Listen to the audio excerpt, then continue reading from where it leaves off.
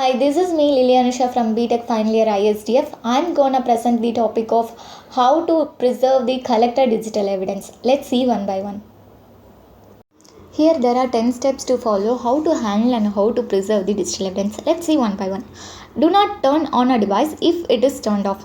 If the mobile phone or if any device is turned off, please keep it in off state. Do not turn it on. If you want to do something, if you want to access the mobile phone or device, please call forensic experts because they know something how to handle the evidence. Then next, if it is not charged, do not charge it for mobile phones. If we try to charging the mobile phones, the phone will get on, then there is a chances of being overwritten of the data, so try to avoid these things. Then next, do not leave the device in an open area. Document all these things in a step-by-step process. We have to document all these things, where the devices exist, when the device is accessed, when the device it is moved, who has access to the device. So we need to document all these things in a step-by-step chronological order, because it is useful for investigation process. So we must documentation all these steps in a chronological order. Then next, do not plug anything to the device. Yes, if we plug something, memory cards, USB drives or such storage devices, we are trying to plug the devices, but there is a chances of easily losing the data, so try to avoid these things. Then next, do not open any applications, files, documentations. If we try to access something, if we try to open any applications, accidentally there is a chances of the data should be lost or the data should be overwritten.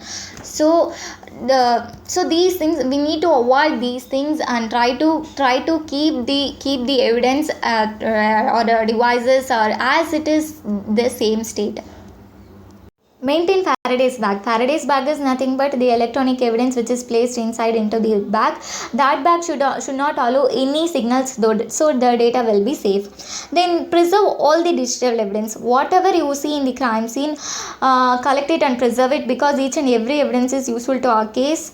Then next, take a picture of evidence. It is useful to us because while in a crime scene, you might found something. There should be take a picture or photography or videography or record something, because it is easy to analyze while investigation process.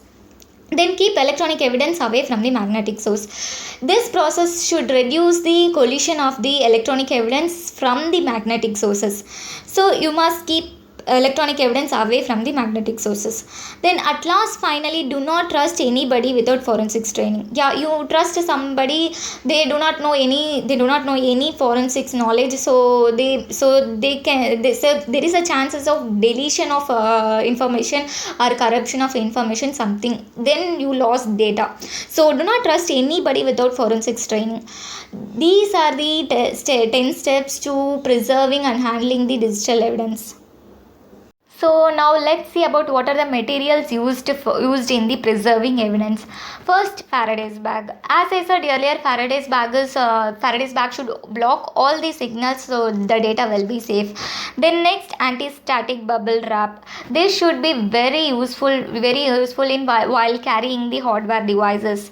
Then cable ties, evidence tapes, packing tapes. These are all the materials while preserving the digital evidence. It should be used. Okay, thank you for the great opportunity. Thank you, ma'am.